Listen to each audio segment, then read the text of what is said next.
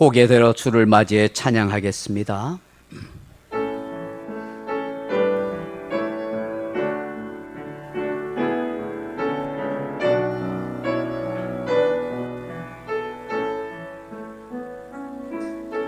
고개 들어 주를 맞이해 엎드려 경배하며 찬양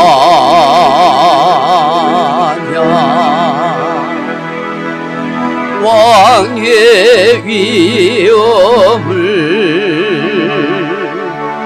신령과 진정한 찬양으로 영광 돌려 만왕의 왕께 입을 모아 주를 찬미해 새 노래로 감사하며 찬양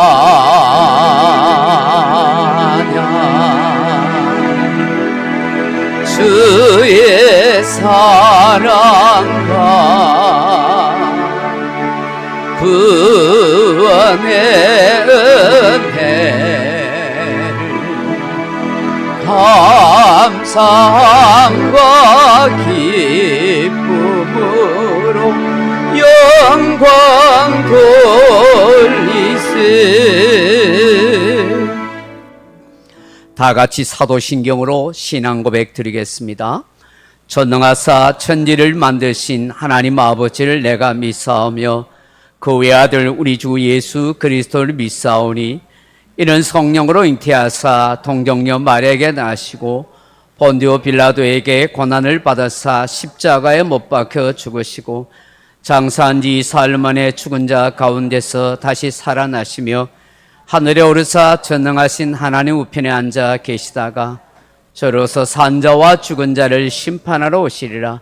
성령을 믿사오며 거룩한 공예와 성도가 서로 교통하는 것과 죄를 사하여 주시는 것과 몸이 다시 사는 것과 영원히 사는 것을 믿사옵나이다. 아멘. 찬송가 맨 뒤쪽에 보시면 교동문 99번 나라 사랑 1번이 있습니다. 교동문 99번 나라 사랑 1번입니다. 찬송가 맨 뒤쪽에 보시면 교동문 99번 나라 사랑 1번이 있습니다. 온 땅은 여호와를 두려워하며 세상의 모든 거민들은 그를 경외할지어다.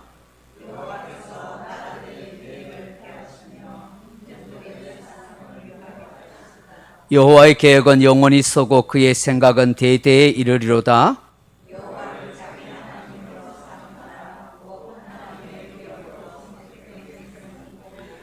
여호와께서 하늘에서 굽어보사 모든 인생을 살피시며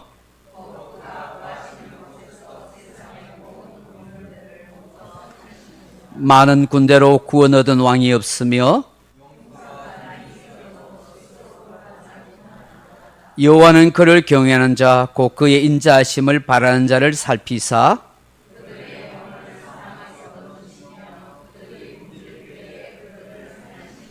우리 영혼이 여호와를 바라며 그는 우리의 도움과 방패시로다.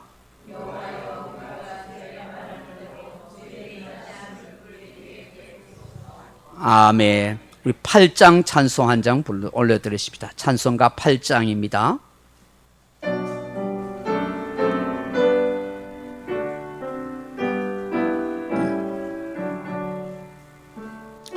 거룩 거룩 거룩 전능하신 주님 이른 아침 의뢰주를 찬송합니다. 거룩 거룩 거룩 전능하신 자비하신 주님 성삼위일체 우리 주로다. 거룩 거룩 거룩 주의 보좌 앞에 모든 성도 면류관을 벗어드리네. 천군 천사 모두 주께 굴복하니 영원히 위에 계신 주로다.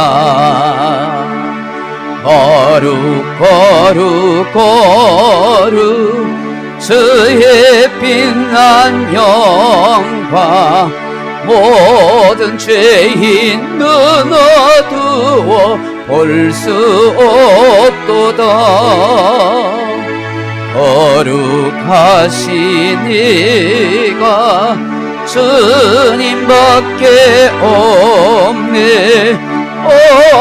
온전히 전능하신 주로다. 거룩 거룩 거룩 전능하신 주님 천지 만물 모두 주를 찬송합니다. 거룩 거룩 거룩 전능하신 주님 성삼위일체 우리 주로다. 아멘. 우리 대표수 윤대원 장로님 기도하시겠습니다. 우리 모두 하나님께 기도드립시다. 감사하고 고마우신 하나님 아버지, 수많은 사람들 중에 우리를 택하여 주시고 하나님 자녀로 살아가게 하시니 감사합니다. 죄가 많고 부족한 저희들을 긍휼히 여겨 주옵소서.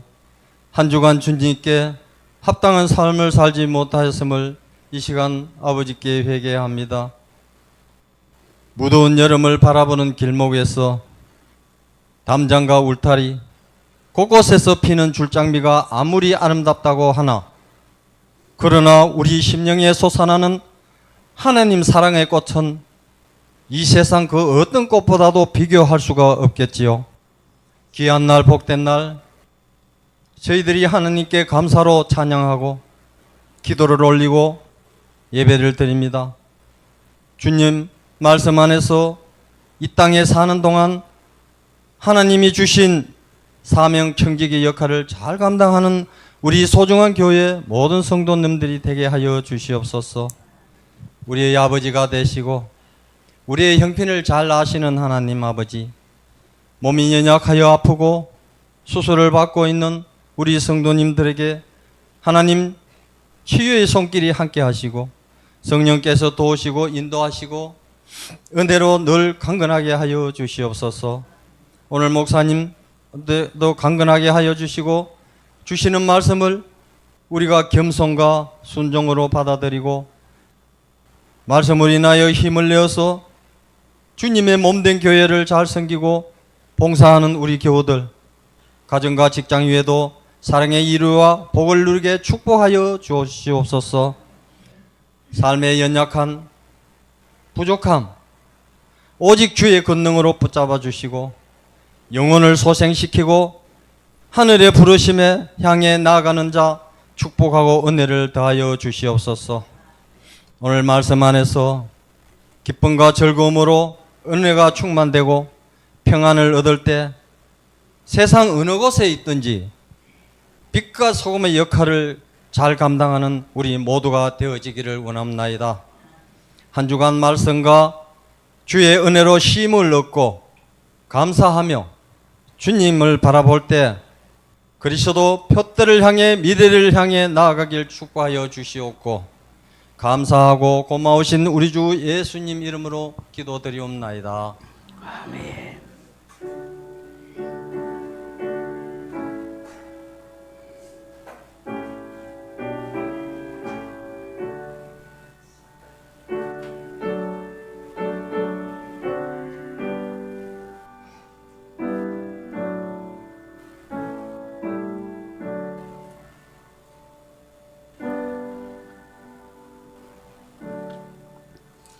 오늘 우리에게 주실 하나님의 말씀은 구약 성경 사사기 2장 1절에서 17절 말씀까지입니다.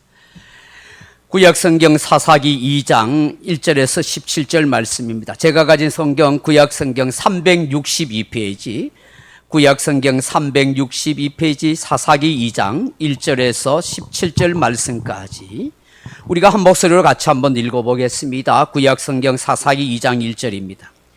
같이 읽겠습니다. 시작. 여호와의 사자가 길갈에서부터 보김으로 올라와 말하되 내가 너희를 애굽에서 올라오게 하여 내가 너희의 조상들에게 맹세한 땅으로 들어가게 하였으며 또 내가 이르기를 내가 너희와 함께한 언약을 영원히 어기지 아니하리니 너희는 이 땅의 주민과 언약을 맺지 말며 그들의 제단을 헐라 하였거늘 너희가 내 목소리를 듣지 아니하였으니 어찌하여 그리하였느냐. 그러므로 내가 또 말하기를 내가 그들을 너희 앞에서 쫓아내지 아니하리니 그들이 너희의 옆구리에 가시가 될 것이며 그들의 신들이 너희에게 올무가 되리라 하였노라. 여호와의 사자가 이스라엘 모든 자손에게 이 말씀을 이르매 백성이 소리를 높여 운지라. 그러므로 그곳을 이름하여 보김이라 하고 그들이 거기서 여호와께 제사를 드렸더라. 전에 여호수아가 백성을 보내매 이스라엘 자손이 각기 그들의 기업으로 가서 땅을 차지하였고 백성이 여호수아가 산 날 동안과 여호수아 뒤에 생존한 장로들과 여호와께서 이스라엘 위하여 행하신 모든 큰 일을 본 자들이 산 날 동안은 여호와를 섬겼더라. 여호와의 종의 눈의 아들 여호수아가 110세에 죽음에 무리가 그의 기업에 경내 에브라임 산지 가스산 북쪽 딥낫 헤레스에 장사하였고 그 세대의 사람도 다 그 조상들에게 돌아갔고 그 후에 일어난 다른 세대는 여호와를 알지 못하며 여호와께서는 이스라엘 위하여 행하신 일도 알지 못하였더라. 이스라엘 자손이 여호와의 목전에 악을 행하여 바알들을 섬기며 애굽 땅에서 그들을 인도하여 낸신 그들의 조상들의 하나님 여호와를 버리고 다른 신들 곧 그들의 주위에 있는 백성의 신들을 따라 그들에게 절하여 여호와를 진노하시게 하였으되 곧 그들이 여호와를 버리고 바알과 아스타롯을 섬겼으므로 여호와께서 이스라엘에게 진노하사 노략하는 자의 손에 넘겨주사 그들이 노략을 당하게 하시며 또 주위에 있는 모든 대적의 손에 팔아 넘기심에 그들이 다시는 대적을 당하지 못하였으며 그들이 어디로 가든지 여호와의 손이 그들에게 재앙을 내리시는 곧 여호와께서 말씀하신 것과 같고 여호와께서 그들에게 맹세하신 것과 같아서 그들의 괴로움이 심하였더라. 여호와께서 사사들을 세우사 노략자의 손에서 그들을 구원하게 하셨으나 그들이 그 사사들에게도 순종하지 아니하고 오히려 다른 신들을 따라가 음행하며 그들에게 절하고 여호와의 명령을 순종하던 그들의 조상들이 행하던 길에서 속히 치우쳐 떠나서 그와 같이 행하지 아니하였더라. 아멘. 우리 헵시바 찬양팀과 함께 찬양으로 하나님께 영광 돌리십시다.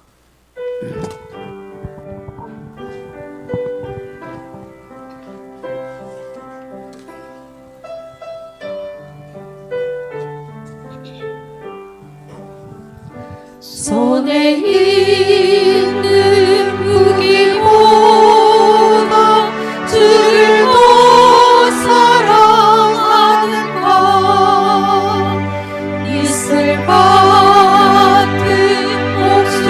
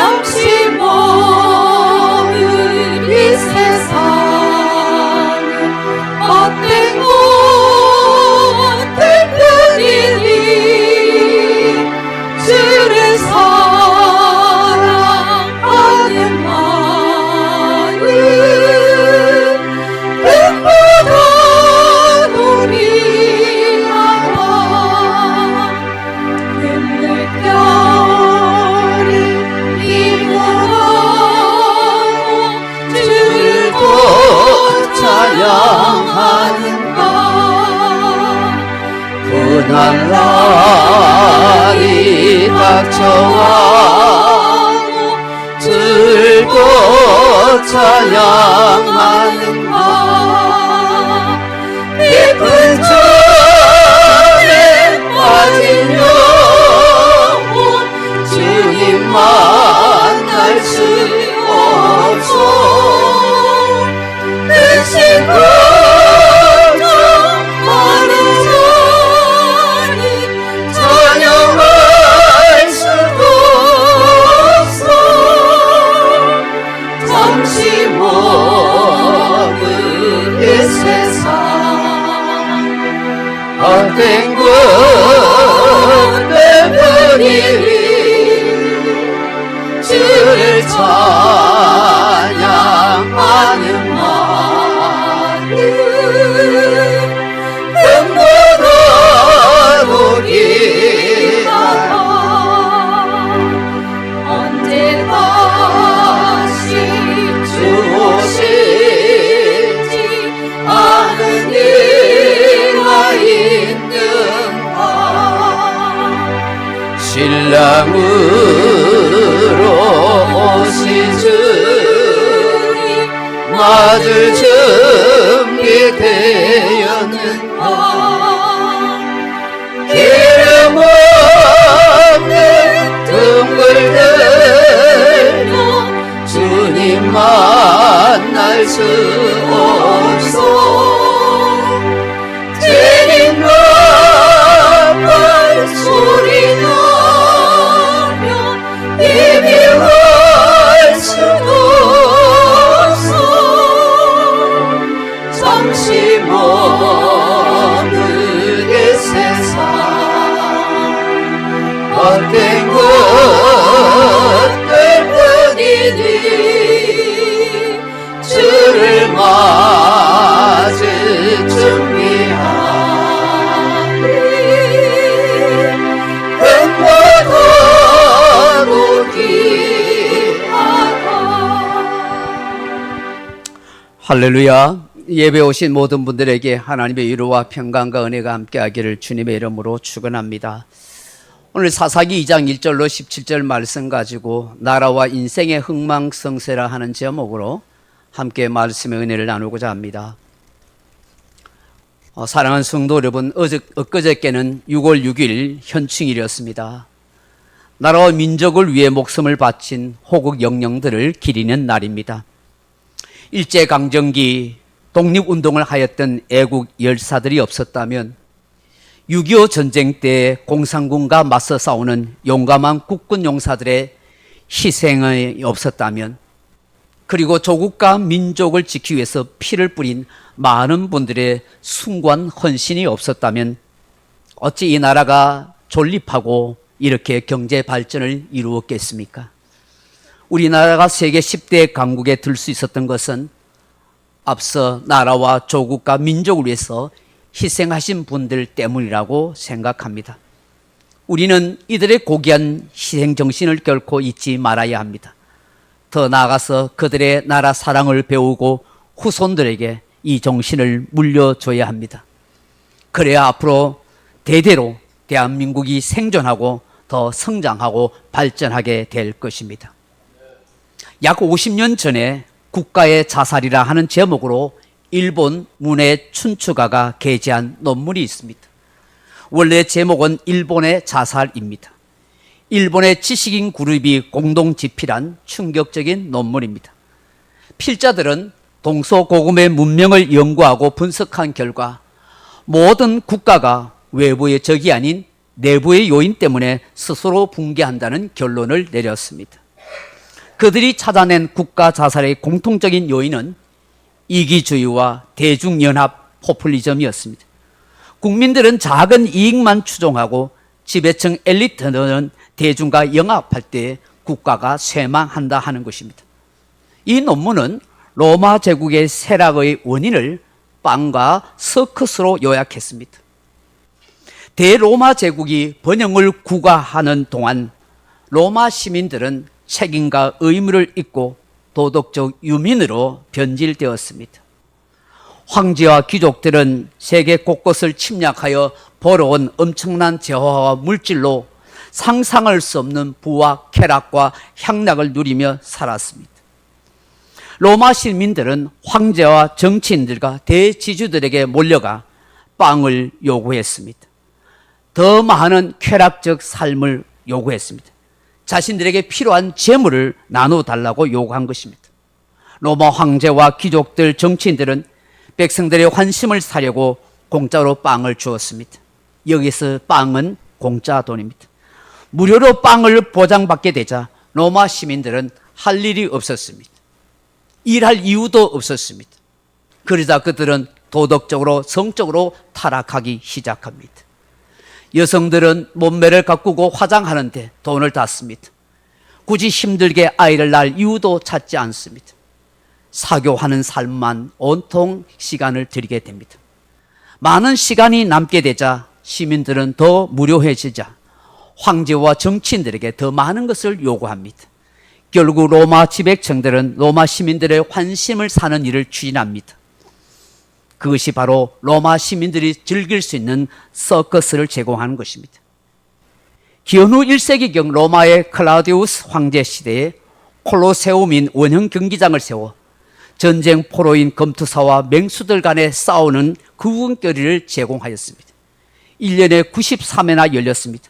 그것이 날로 늘어가서 주 4세기 무렵에는 무려 175일간 격투기 경기가 벌어지는 상황이 되었습니다. 결국 이러한 일들이 도덕적 붕괴, 가정 해체, 재정 파탄에 따른 대제국 로마의 멸망을 스스로 자초하는 일이 되었다고 합니다. 이처럼 대중이 권리만 주장하고 정치인들은 대중의 비율을 맞추려 할 때 그 국가와 사회는 자살 코스로 접어든다고 논문은 기록하고 있습니다. 이것은 비단 로마만의 일은 아니었습니다.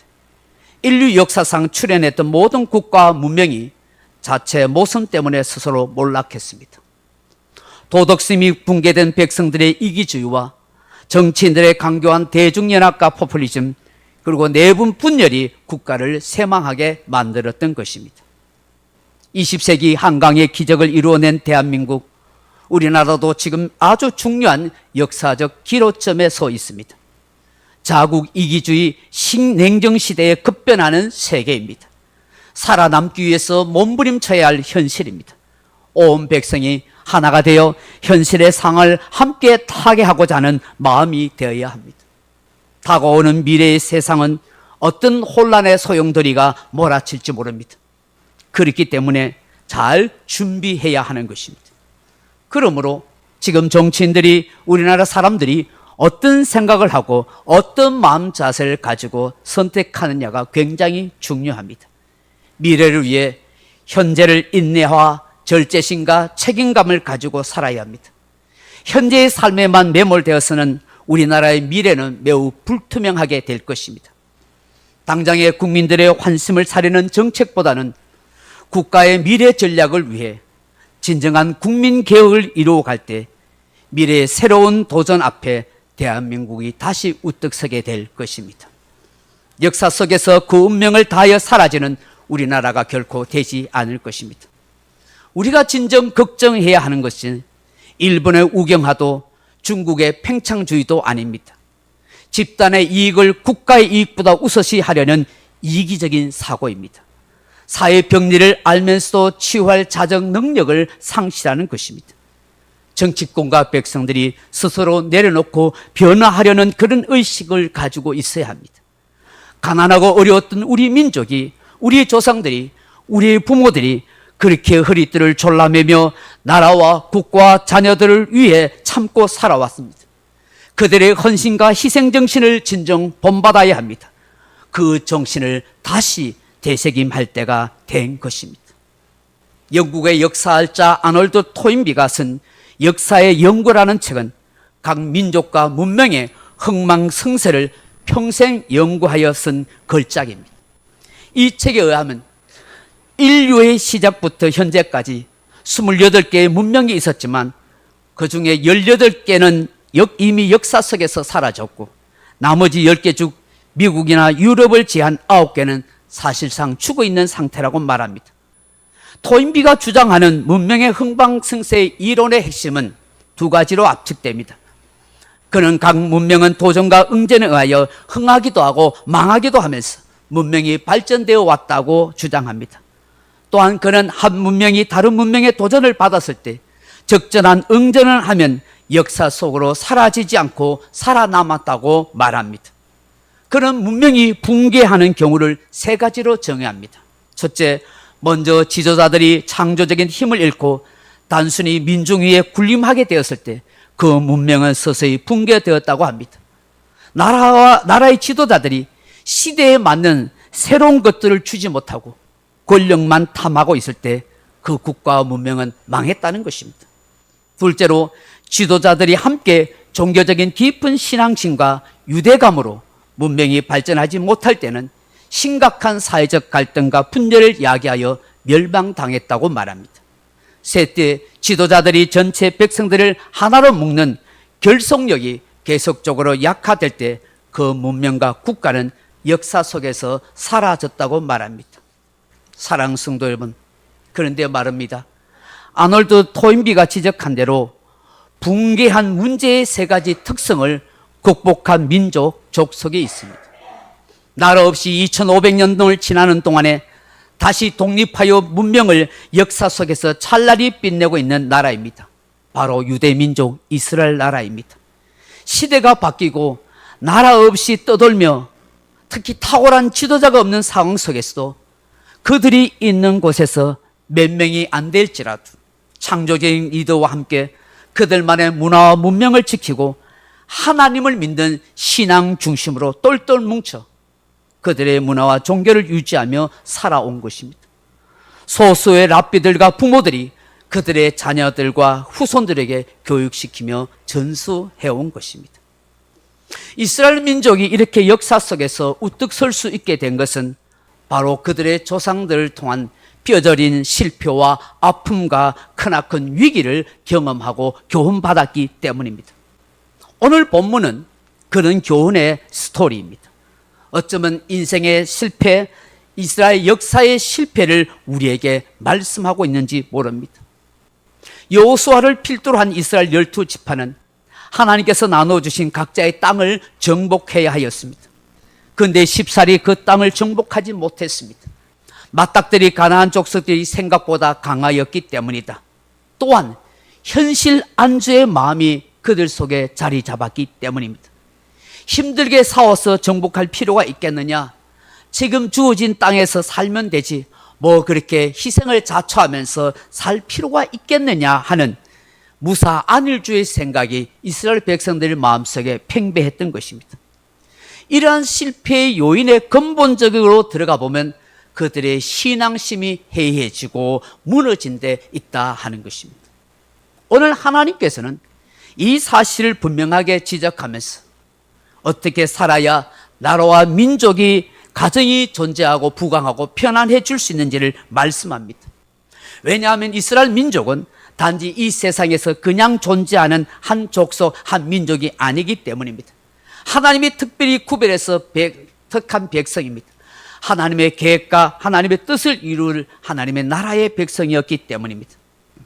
하나님은 일찍이 출애굽한 이스라엘 백성들과 언약을 맺습니다. 출애굽기 19장 5절 6절 이하에 보시면 이렇게 말씀합니다. 세계가 다 내게 속하였나니 너희가 내 말을 잘 듣고 내 언약을 지키면 너희는 모든 민족 중에서 내 소유가 되겠고 너희가 내게 대하여 제사장 나라가 되며 거룩한 백성이 되리라. 그렇게 말씀하셨습니다. 노예살이한 이 백성들을 왜 출애굽시켰는지 그 목적이 무엇인지를 분명히 말씀하신 것입니다. 하나님은 이스라엘 나라를 하나님의 소유로 삼고자 합니다. 이 민족을 제사장 나라로 거룩한 백성으로 삼으시기를 원하십니다. 이 말씀은 비단 이스라엘 백성들에게만 해당되는 말씀이 아닙니다. 예수 그리스도를 믿는 우리들에게도 하나님께서 하시는 말씀인 것입니다. 사단의 노예에 있는 우리들을 향하여 그 아들 예수의 피로 말미암아 구원시킨 저와 여러분들을 하나님의 자녀로 삼기를 원하시는 것입니다. 우리를 제사장 나라와 거룩한 백성으로 우뚝 세우시기를 원하시는 것입니다. 그러하기에 사도 베드로는 베드로전서 2장 9절에서 이런 말씀을 우리에게 하십니다. 너희는 택하신 족속이요 왕같은 제사장이요 거룩한 나라요 그의 소유된 백성이니 이는 너희를 어두운 데서 불러내어 그의 귀한 빛에 들어가게 하신 이의 아름다운 덕을 선포하게 하려 하심이니라. 사랑하는 성도 여러분, 오늘 나라가 흥하기 위해서 이스라엘 백성들에게 뭐라고 말씀하십니까? 그 첫째로 하나님 말씀에 철저하게 순종하는 신앙 공동체가 되라고 말씀하십니다. 오늘 본문 1절을 보십시오. 여호와의 사자가 길갈에서부터 복음으로 올라온 말하되 내가 너희를 애굽에서 올라오게 하여 내가 너희의 조상들에게 맹세한 땅으로 들어가게 하였으며 또 내가 이르기를 내가 너희와 함께한 언약을 영원히 어기지 아니하리니 라고 말씀합니다. 하나님께서는 너희의 조상들에게 맹세한 땅으로 들이게 하셨다고 말씀합니다. 애굽에서 종살이하던 그들을 광야를 지나서 약속하신 그들의 조상 땅 가나안 땅으로 인도해 주셨습니다. 그리고 그 백성들과 영원히 함께 하겠다고 그렇게 약속하셨습니다. 하나님의 말씀에, 그런데 하나님께서는 이 말씀과 함께 이스라엘 백성들에게 반드시 조건을 말씀하십니다. 그것이 무엇입니까? 하나님 말씀에 철저히 순종해야 한다는 것입니다. 하나님께서 이 가나안 땅으로 약속한 그 땅으로 들이시고 그들과 영원히 함께 해주시고 그들을 보호하고 그들을 지켜주시겠다는 이 약속을 지키시는 데 있어서 이스라엘 백성들은 그 말씀에 대한 조건이 부여된 것입니다. 그것이 바로 하나님의 뜻에 순종하는 것입니다. 여러분, 이 땅에 살고 있는 가난한 사람들, 하나님이 약속하신 것이 뭐냐? 너희들 이스라엘 백성들이 하나님에게 그 약속을 지켜야 할 것이 무엇이냐면 두 가지입니다. 하나는 이 땅에 살면서 가나안 사람들과 이방 족속들과 언약을 맺지 말라는 것입니다. 그리고 그들이 섬기는 우상의 제단을 헐라고 말씀하는 것입니다. 왜냐하면 우상들을 그 이방 신들에게 유혹을 받을까 염려하기 때문입니다. 하나님을 저버리고 우상을 섬기는 그런 타락한 백성이 될까 염려했던 것입니다. 하나님은 우리 인간의 연약한 심성, 타락한 심성을 너무나 잘 압니다. 얼마나 시험에 잘 두고 유혹에 약한지 우리의 심성을 너무 잘 아신 것입니다. 그래서 아예 시험 들거나 유혹될 그런 것들을 보지 못하도록 다 제거하고 그런 사람들과 사귀지 말라고 하신 것입니다. 광야에서부터 지금 가나안 땅을 정복하는 과정 속에서 이스라엘 백성들이 얼마나 하나님의 뜻에 순종하기보다는 불순종했는지를 잘 아는 것입니다. 결국 그들은 하나님의 말씀, 하나님의 목소리를 잘 듣지 않았습니다. 2절 보십시오. 너희는 이 땅의 주민과 언약을 맺지 말며 그들의 제단을 헐라 하였거늘 너희가 내 목소리를 듣지 아니하였으니 어찌하여 그리하였느냐. 하나님이 말씀했습니다. 너희들을 가나안 땅까지 약속한 대로 데려왔고 너희들과 함께 해주겠다고 그렇게 해줬는데 왜 너희들은 내 말을 듣지 않느냐는 거예요. 왜 가나안 족속들과 사귀고 있고 왜 그 우상 제단을 그렇게 놔두고 거기다가 절하고 거기에다가 제사를 드리냐고 말씀하는 것입니다. 그래서 하나님께서 이스라엘 백성들에게 뭐라고 말씀합니까? 3절 보십시오. 그러므로 내가 또 말하기를 내가 그들을 너희 앞에서 쫓아내지 아니하리니 그들이 너희 옆구리의 가시가 될 것이며 그들의 신들이 너희에게 올무가 되리라 하였노라. 아멘. 가나안 족속들이 너희들의 옆구리에 가시, 너희들을 고통스럽게 하고 괴롭게 할 것이다. 그 우상순들이 너희들의 삶의 올무가 되고 하나님의 진노와 하나님의 재앙을 받는 그런 상황이 될 것이라고 말씀합니다.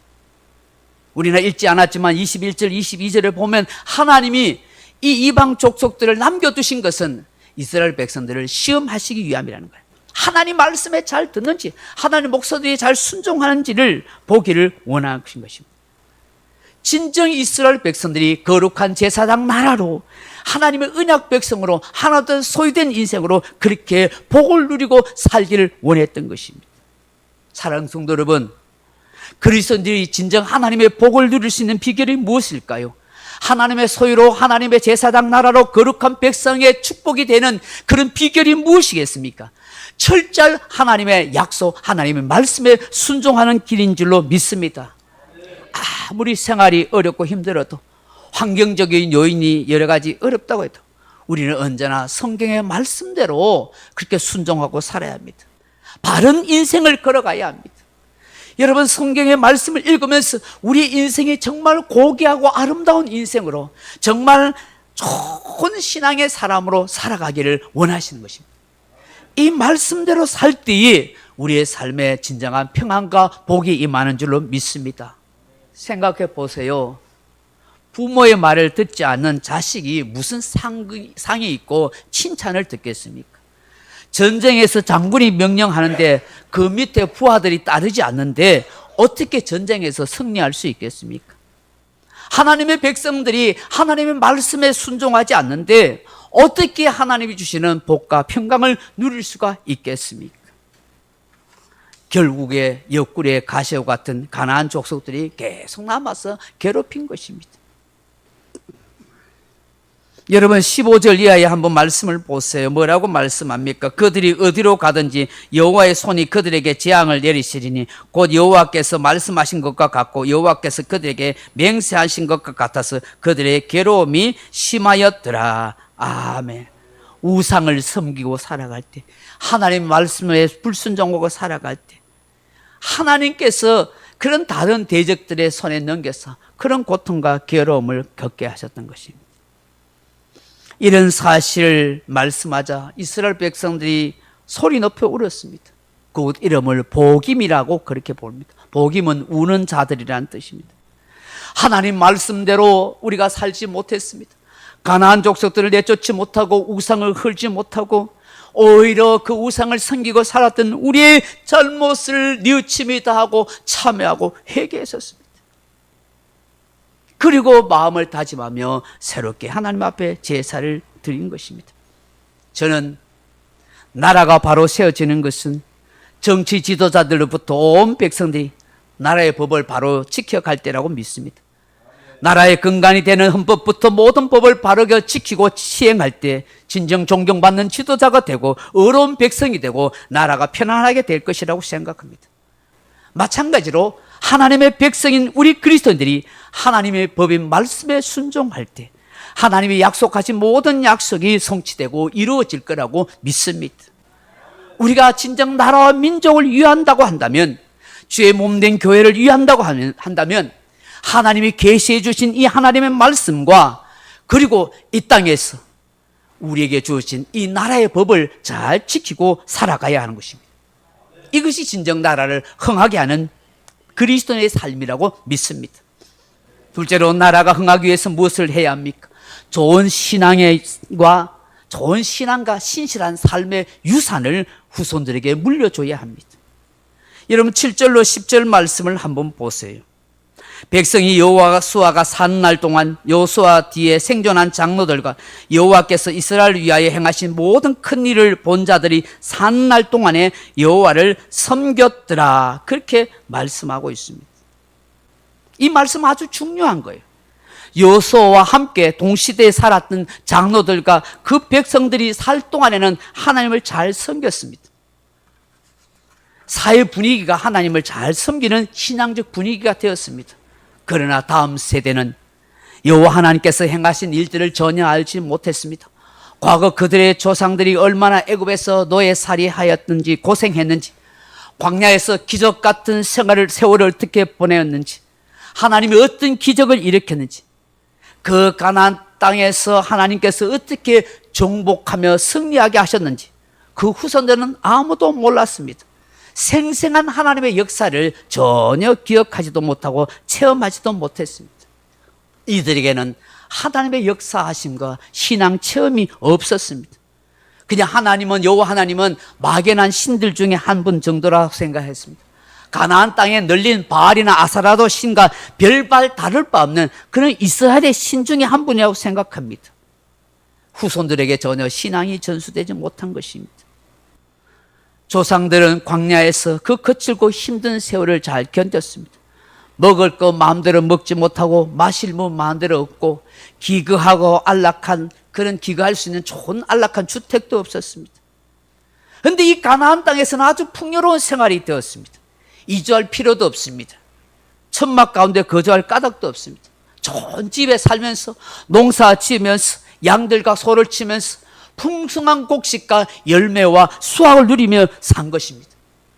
그 가나안 땅에서 단 그 자식들은 태어날 때부터 풍요롭게 살다 보니까 고생이라는 것을 해본 적이 없으니까 더더욱 하나님을 찾을 이유가 없는 거예요. 오늘 우리의 자녀들에게 제일 안타까운 거고 고민이 되는 것은 우리처럼 신앙 체험을 없는 거예요. 그래서 하나님을 간절히 찾을 이유가 없는 거예요. 은혜를 구할 까닭도 없어요. 별로 어려움이 없기 때문에. 그러니 기도할 이유도 없고 말씀을 읽을 까닭도 없고 말씀대로 살아갈 그런 이유도 없는 거예요. 기도하다가 하나님의 말씀을 듣다가 예배하다가 하나님의 역사를 체험해 보는 일이 없기 때문에 세상 속에 동화되어 가면 세상의 것에 그냥 지배당하고 살게 되는 것입니다. 오늘 우리나라의 현실을 보십시오. 고대의 경제 성장을 이루었던 시기에 태어난 세대들은 할아버지 할머니들이 겪었던 정쟁과 가난의 시대를 모릅니다.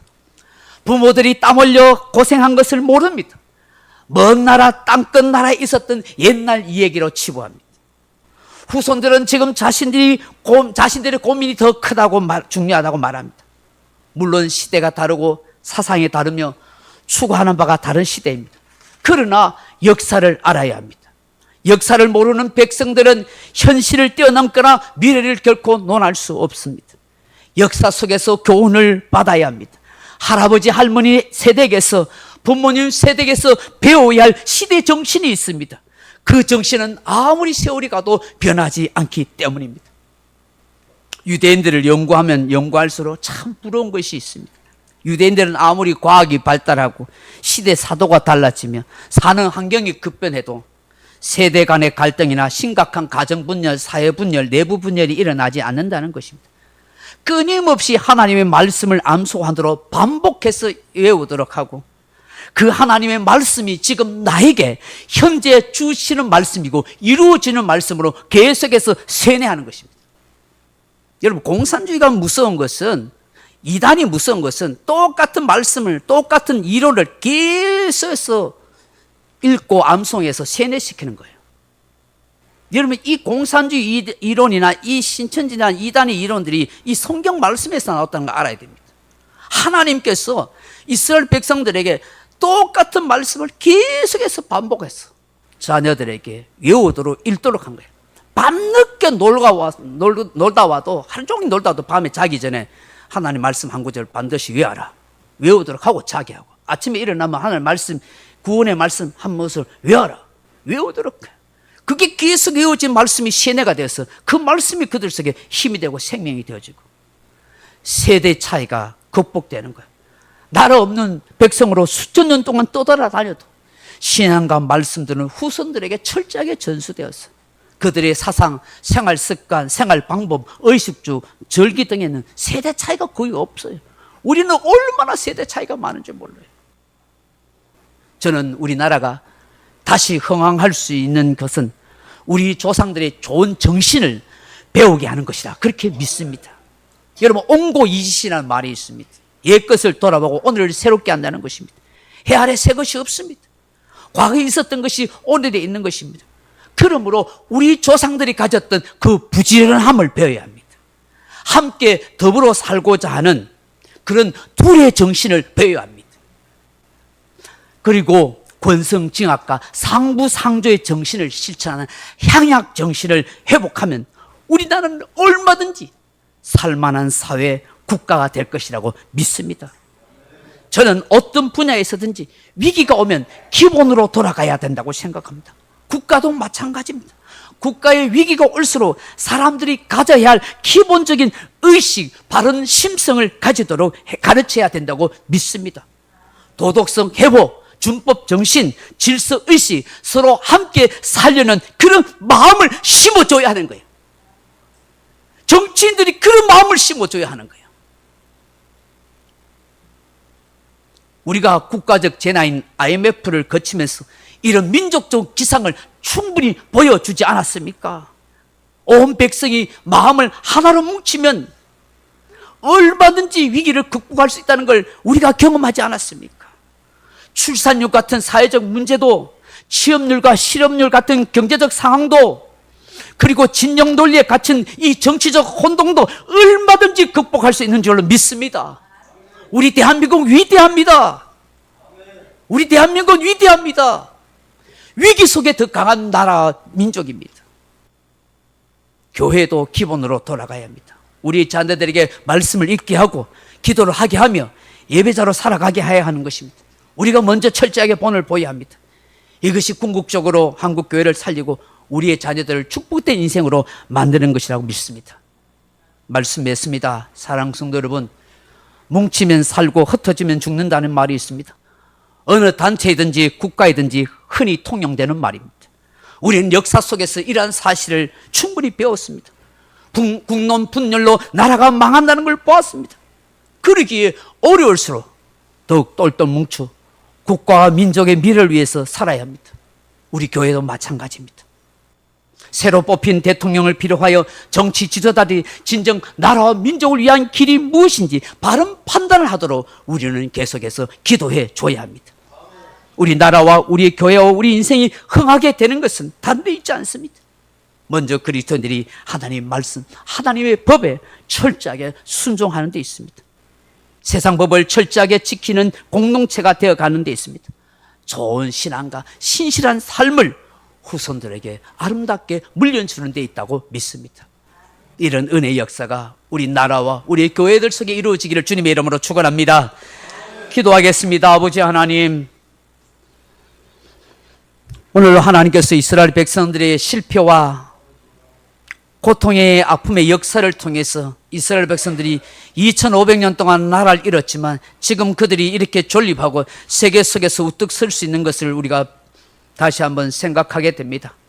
하나님, 오늘 이 나라 이 민족을 하나님 긍휼히 여겨주시고 먼저 우리 교회가 우리 그리스도인들이 먼저 하나님의 법과 말씀대로 순종하게 하시고 세상의 법을 잘 지켜가게 하시고 좋은 신앙의 유산과 신실한 삶을 후손들에게 물려줄 수 있는 우리 모두가 되게 해 주옵소서. 그래서 아름다운 대한민국을 다시 세워가게 하시고 하나님의 교회들이 다시 세워지는 그런 부흥과 구원의 역사가 일어나도록 은혜를 베풀어 주옵소서. 예수님 이름으로 기도합나이다. 아멘. 찬송가 292장입니다.